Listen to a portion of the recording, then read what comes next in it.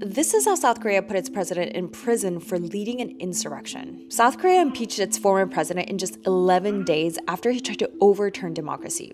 Now he's sentenced to life in prison. Some people are comparing the fast turnaround to places like the US, where Donald Trump was impeached for inciting an insurrection in 2021 and is now president again.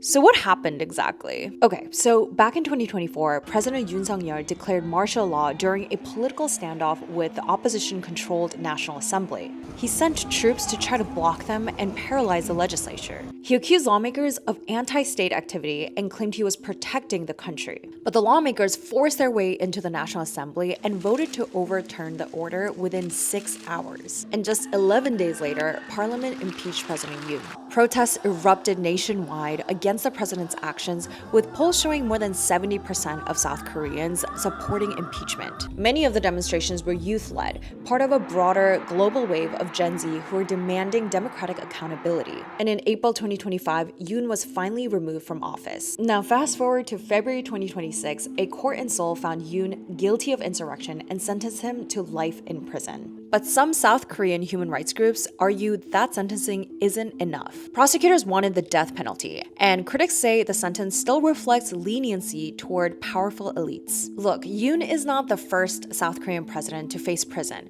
Multiple former leaders have been convicted after leaving office. But those past presidents have all eventually been pardoned, and critics fear Yoon may receive the same kind of treatment. Well, as one analyst put it, South Korea offers a valuable example of how democracies should deal with those who abuse the powers of their office.